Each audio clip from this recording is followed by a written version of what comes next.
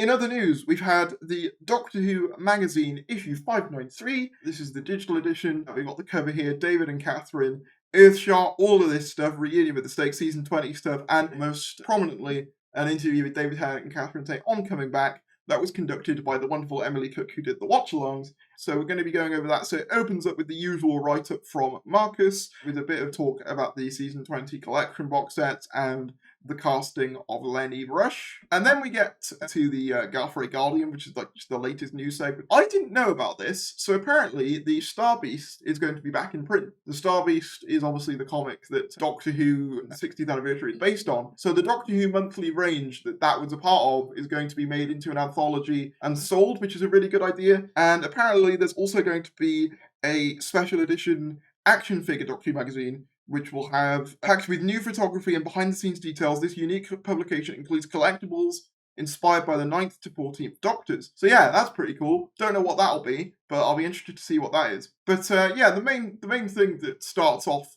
every one of my Doctor Who magazine videos is the letter from the showrunner segment. So this is a more, I guess, anecdotal letter from the showrunner segment, if you like. It talks about how they were basically building a set for one of the final blocks in Shizi Gatwa's series, for Series 14. They also make mention of the fact that there is, if I can get it up here, there is a great set in the very last block of the 2024 series. It only appears for one scene, but a crucial scene, with a really lovely guest star, unseen by the public, unannounced in the press, because the scene takes place secretly within the studio. So you've got a nice surprise to come. So yeah, we've had another little tease of a guest star being announced there, which is really, really cool to see. Yeah, the rest of the story is about how they basically created this statue head to be on the set of this scene, which I think is really cool. Xander Moon, for the $4.99 super chat, do you think the writer's strike in the US will make Doctor Who popular due to the lack of content on Disney Plus? This is actually a really interesting conversation. Now, obviously, I don't want to like take the writer's strike and be like, but it'll be good for Doctor Who though. However, I do believe that the shortage of US content might help out, non-US content in general. I don't even just mean like Doctor Who or UK stuff, but like Japanese, like anime stuff as well. You can probably see a bit more of that going on. So yes, I do think it might well help Doctor Who's reach, because I think as well, the 23rd of November, I think I was told this in the previous stream, is actually Thanksgiving Day in America. So I'm imagining, a lot of families might sit down and watch it, which is cool. And then we got the production diary. So I'm not going to read through all this. There's some really interesting little details. But the one thing that I thought was cool that I wanted to highlight was, let me find it, I think it's on the 20th of June segment. Doctor Who is about so much more than just what you see on screen. It's this magazine, and comic strips, and books, audio dramas, action figures. The possibilities are endless, which is why BBC Studios hold a regular licensee day. This is where all the creative teams from the likes of BBC Books, Big Finish, Titan Comics, character options, and so many more venture down to Cardiff to sit down with Russell E. Davies and the team, tour the studios, watch clips from upcoming episodes, and generally get a feel for where the show's heading in the coming year. But they're sworn to secrecy, so don't bother asking, their lips are sealed. So yeah, I imagine that there have been, like, Doctor Who licensee days before this, but it's really cool seeing them say about how, they have this stuff, and I think Al Diwa, who's the character options guy himself, has said that the transparency of the RTD team has helped in getting this stuff out so quickly. I doubt that it's probably helped on getting all these Sonics out and to such a high quality as well so quickly. It's really cool seeing that transparency there. Who's on the rise? It certainly does feel like that. It certainly does feel like Doctor Who is kind of stepping up a gear. It's really cathartic to see, as a long-time fan, to see Doctor Who really kind of grabbing the bull by the horns, and I think really making an effort to become this big thing again. It's really cool to see. Next thing I wanted to cover was this. I won't obviously read the whole thing because there's a lot there, but it's an interview conducted with David Tennant and Catherine Tate. It was conducted initially shortly after they were announced to be returning. Also, what's going on with that TARDIS window? Odd. Anyway, it was conducted shortly after they were announced, and it goes over the story we kind of heard before of they kind of got together to do the lockdown things. And it's really interesting because they do talk about their characterizations in the 60th a little bit and what they did to prepare for coming back. And I think that's all really, really interesting. So we're going to be covering that. Emily Cook says, David and Catherine's return is especially exciting for the now grown-up children, like myself, who watched the 10th Doctor's adventures with Donna Noble in the late noughties.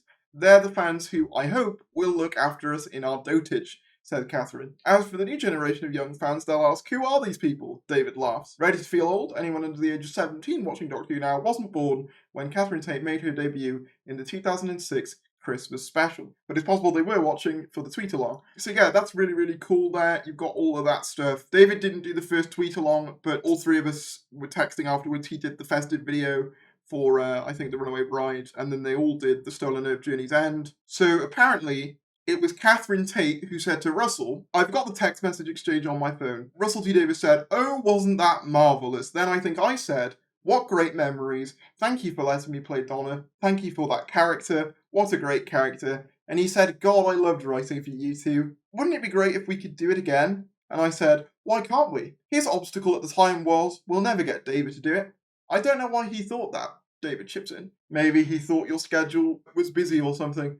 David laughs modestly. Yes, I'm terribly busy. And then do you remember I texted you, David, and said, Russell would like to do Doctor Who again. How do you like them apples or something? And David replied, I'd love it. Do it in a heartbeat. So I texted Russell back, continues Catherine, and said, DT's in. Let's get the band back together. And then I've got Russell going, oof, right, this will take some thinking. I'm sure said all this, not thinking it would actually ever happen, even for Russell. The bit that I want to know from Russell, wonders David, is what was the development from that? Catherine basically just says, oh, it's sci-fi, you probably just made something up.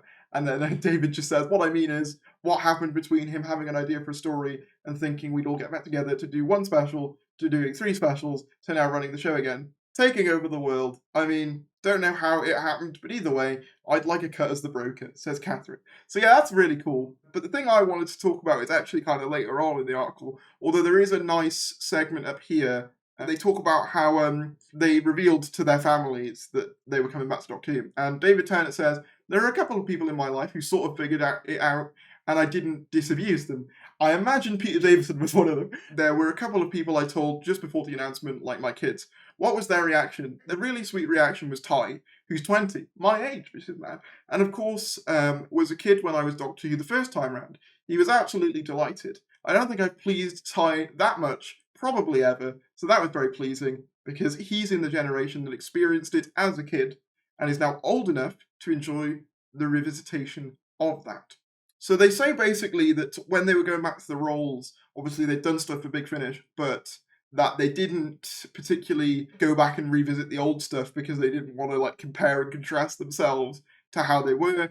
And then David goes on to say this about him as the Doctor, as well as Catherine say, well, Donna doesn't understand it anyway, so the sci-fi stuff wouldn't really mean much to me anyway. And then David teases, oh, is it just an excuse to not do homework? And then Catherine says, I'd like to start afresh where Donna is right now. Also, David adds, the Doctor has been 3 different people in the meantime, so I'm not necessarily the same version that I was before. I'm not the 10th Doctor, I'm the 14th Doctor. Well, strictly speaking, we don't know the actual number anymore, do we? And then, so that's obviously a reference to the Timeless Child, to which Catherine Tate responds, don't we? And then Emily Cook says, should we explain the Timeless Child to Catherine? Catherine laughs. What is this, like a quiz or something? A quiz that I don't know the answer to? It's what went on in Jodie's era, says David. Wait, is that Flux? A bit of that. There's a whole other Doctor now, played by Jo Martin. What do you mean? Says Catherine. Jodie's Doctor met another version of herself. She met a previous version of herself, which was a big surprise to everyone, including her, including the Doctor, explains David. That's right, isn't it? I've got that right. Yeah, so that's a really, really cool quote from David Tennant there. I just find that one really sweet because I'm imagining David Tennant with his arms aloft, having to explain in great detail the Timeless Child, which I just think is really funny. No, I don't want the Timeless Child joke. I mean, the fact that Catherine didn't know what it was implies to me that it's probably not going to factor into the 60th. But it's just funny to imagine David kind of having to explain that to Catherine. It's hilarious how much Catherine Tate doesn't know about the show. Adds to her character. 100% David fanboying. I need someone to animate, if someone can do a Tennant voice and a Tate voice, and animate them having to have that conversation. I think that'd be so fun. We got a write up on the collection season 20 filming, which was cool. And then, alright, I want to talk about this. We get the polls, the anniversary polls for each Doctor, for this time for 10 and 11. Blink is still at number 1 for the 10th Doctor, and it's I'm not being funny, but with all due respect, I don't think Blink is number one. It's good, don't get me wrong, but you've got Midnight there, you've got Turn Left, Waters of Mars. I think Blink is a bit too revered. It's been number one since 2009. I don't get, like, also, why is Planet of the Ood 18th? Planet of the Ood's fantastic. I agree with the Doctor Who magazine people. You guys are sick. Anyway, and then for the 11th Doctor, it's also quite wild because Day of the Doctor has been number one since it came out in 2014 or 2013. And it was added to the poll in 2014. It's been number one since then for the 11th Doctor. And don't get me wrong, it's good. Like, it's good. I love Day of the Doctor. But I wouldn't exactly call it the quintessential 11th Doctor story. Vincent the Doctor, I think, probably does deserve its placement, as does the 11th Hour. Doctor's Wife, I probably put a bit up there. I'd probably put it above the Pandorica two-parter. Amy's Choice, it's cool to see that creeping up the rankings there. It went from 18th in 2014 to 9th in 2023. So that's pretty cool to see that Amy's Choice, which is one of my favourite 11th Doctor episodes, has gone up the polls.